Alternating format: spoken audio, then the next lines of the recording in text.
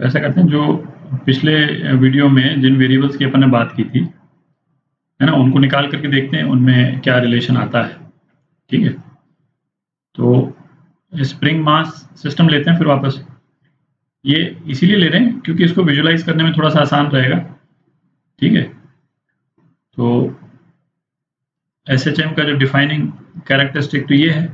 ठीक है, और इसको हम लिख सकते हैं माइनस kx। के जो है वो फोर्स कांस्टेंट कहलाता है।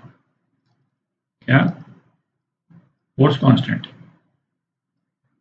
ठीक है, तो इसको हम क्या लिख सकते हैं, फोर्स को। यदि जो बॉडी SHM कर रही है उसका मास यदि m है तो इसको हम लिख सकते हैं m इंटू एक्सेलरेशन। ठीक है, बॉडी का माइनस kx, और एक्सेलरेशन क्या होता था, d2x/dt स्क्वायर। ठीक है, is equal to minus kx, और ये कितना हो गया, d2x/dt square equal to minus k/m x। ठीक है, इसको हम लिखते हैं इस फॉर्म में, minus omega square x. Omega को क्या बोलते हैं, ओमेगा को बोलते हैं एंगुलर फ्रीक्वेंसी। ठीक, और ओमेगा कितना हुआ, under root k/m। Angular frequency जो है वो SHM की जो फ्रीक्वेंसी f जिसकी अपन ने बात की थी लास्ट वीडियो में, f और टाइम पीरियड, इसके साथ में किस तरह से इसका लिंक होता है ना, इसको भी देखेंगे थोड़ी देर में।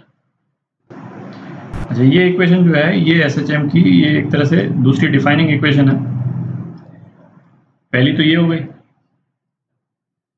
ठीक है, ये दूसरी डिफाइनिंग इक्वेशन है। जिस भी बॉडी का डिस्प्लेसमेंट टाइम इक्वेशन जो है वो इस इक्वेशन को सेटिस्फाई करता हो, वो बॉडी SHM कर रही है। ठीक है, यदि किसी बॉडी का डिस्प्लेसमेंट फंक्शन जो है वो ft है, तो यदि ये फंक्शन इस टाइप का है कि इसको हम दो बार डिफ्रेंशिएट करें तो हमारे पास में ये आ जाए, ठीक है, मतलब माइनस ओमेगा स्क्वायर ft फिर आ जाए। ठीक है, तो हम ये कह सकते हैं कि ये वाला जो फंक्शन है ना, ये जो फंक्शन है ये SHM का फंक्शन है। ठीक है, ये बॉडी जो है वो SHM कर रही है। किसी भी बॉडी का जो टाइम डिपेंडेंट फंक्शन यदि ये है और उससे ये चीज़ यदि प्रूव हो जाती है तो वो बॉडी SHM कर रही है। ठीक है, तो इस तरह की जो डिफरेंशियल इक्वेशन होती है उसका सॉल्यूशन क्या होता है, ये स्क्वायर है तो इसका सॉल्यूशन इस टाइप का रहता है। ठीक है, a sin omega t plus 5, और या फिर इसका सॉल्यूशन ये भी हो सकता है a cos omega t plus 5। ठीक है, तो आप इसको जैसे दो बार डिफ्रेंशिएट करके और आप देख लें तो माइनस ओमेगा स्क्वायर एक्स आ जाएगा।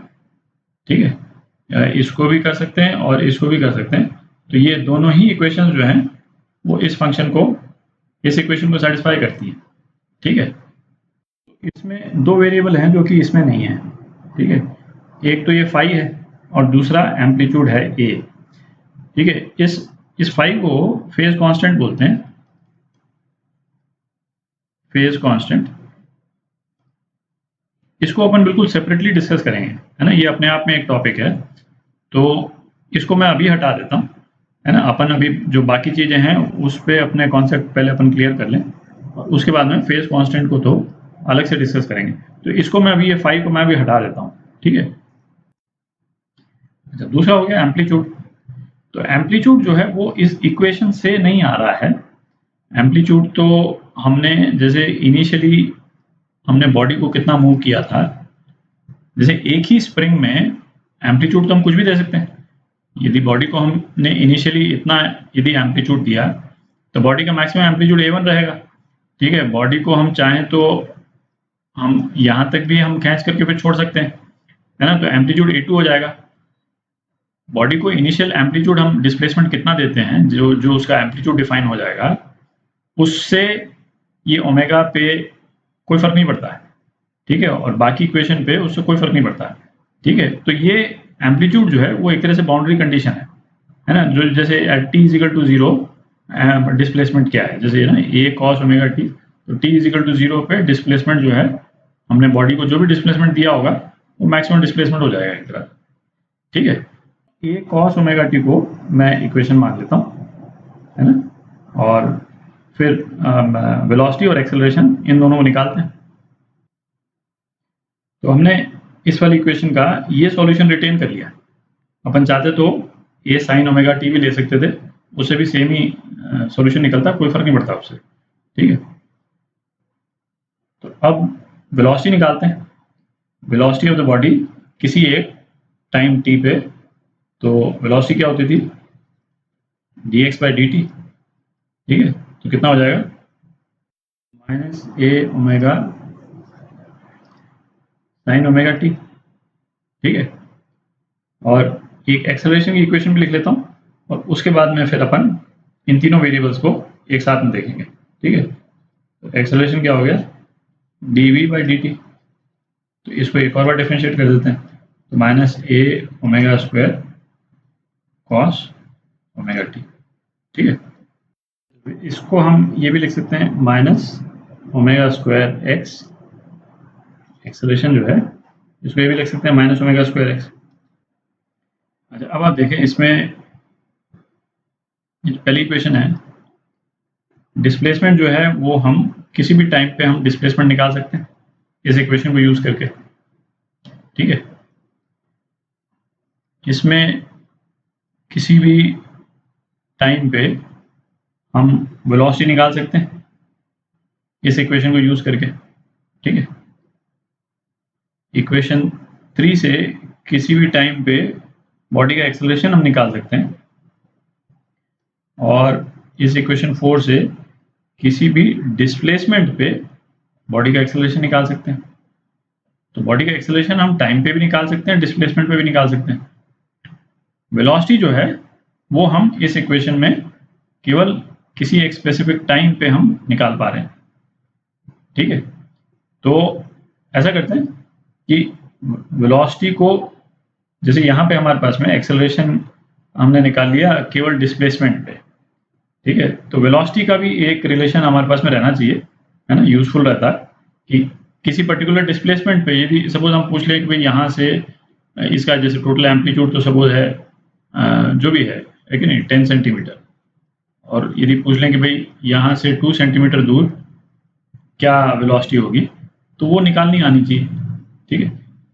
तो निकालने को यहाँ से भी निकाल सकते हैं, है ना, एक्स से पहले फिर टाइम निकालो, फिर टाइम को यहाँ से पुट करें, है ना, बट सीधा एक रिलेशन रहना चाहिए, तो एक सीधा रिलेशन निकाल लेते हैं। तो ये इक्वेशन 1 और 2 में हम ये एलिमिनेट कर देते हैं, है ना, साइन और कॉस वाली टर्म एलिमिनेट कर देते हैं, ठीक है। तो इन दोनों इक्वेशन में से, है ना, साइन और कॉस की टर्म्स एलिमिनेट कर देते हैं। तो इसको हम लिख सकते हैं x upon A is equal to cos omega t, और इसको हम लिख सकते हैं v upon A omega is equal to minus sine omega t, ठीक है। तो इन दोनों इक्वेशन को स्क्वायर करके और ऐड कर देते हैं, तो क्या आ जाएगा, x by a whole square plus v by a omega whole square is equal to 1 आ जाएगा, ठीक है। तो v कितना आ गया, plus minus omega under root a square minus x square, ठीक है। तो ये v का रिलेशन आ गया जिसमें हमको टाइम की जरूरत नहीं है, हम किसी स्पेसिफिक पॉइंट पे यदि हमको निकालना हो, है ना, किसी भी एक पर्टिकुलर डिस्प्लेसमेंट पे, तो हम वेलोसिटी निकाल सकते हैं। जी, जो प्लस माइनस का क्या मतलब निकला, प्लस माइनस का ये मतलब निकला कि किसी भी एक पर्टिकुलर पॉइंट पे जो पार्टिकल की वेलोसिटी है वो दोनों डायरेक्शन में हो सकती है। यदि तो बॉडी इस तरफ जा रही है ना, एम्पलीट्यूड इंक्रीज कर रहा है उसका, तो v की वेलोसिटी इस डायरेक्शन में होगी, और यदि बॉडी वापस लौट रही तो v की वेलोसिटी जो है वो इस डायरेक्शन में होगी, वेलोसिटी सेम होगी, है कि नहीं? मैग्नीट्यूड सेम रहेगा, मैग्नीट्यूड यही रहेगा omega A square minus x square, पर उसका डायरेक्शन जो है वो कोई भी हो सकता है। तो इससे ये नहीं मालूम चलता है डिस्प्लेसमेंट केवल पता करने से कि बॉडी का एम्पलीट्यूड अब इंक्रीज कर रहा है, मतलब बॉडी इस तरफ जा रही है, बॉडी इस तरफ आ रही है, पर वेलोसिटी का मैग्नीट्यूड मालूम चल जाएगा। ठीक है, अब ऐसे करते हैं, एक वेरिएबल और निकाल लेते हैं, है ना, उसके बाद में फिर कुछ एग्जांपल्स कर लेंगे, तो उससे थोड़ी सी ना क्लैरिटी और बढ़ जाएगी, है ना। एक वेरिएबल और निकाल लेते हैं। अच्छा, अब टाइम पीरियड निकाल लेते हैं।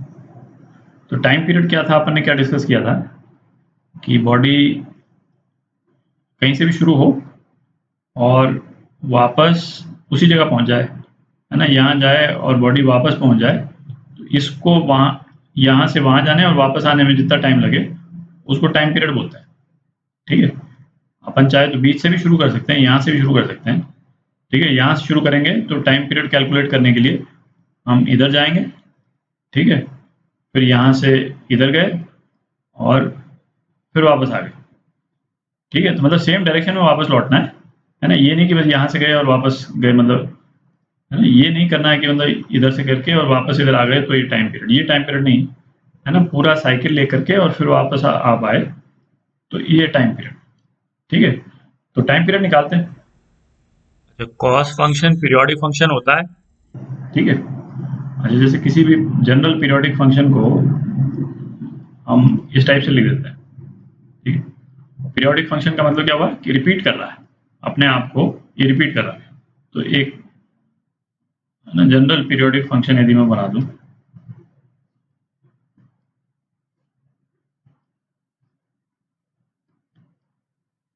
है ना, ये टाइम और ये डिस्प्लेसमेंट,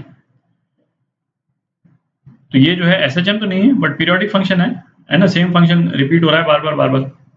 तो कोई भी एक पर्टिकुलर पॉइंट मैं यहाँ पे ले लूँ, है कि नहीं, ये पर्टिकुलर पॉइंट मैंने यहाँ पे ले लिया, इसमें डिस्प्लेसमेंट है सपोज x1, इस पर्टिकुलर पॉइंट पे t1 पे जितने टाइम के बाद में ये डिस्प्लेसमेंट दोबारा रिपीट होगा उसको हम टाइम पीरियड बोलेंगे।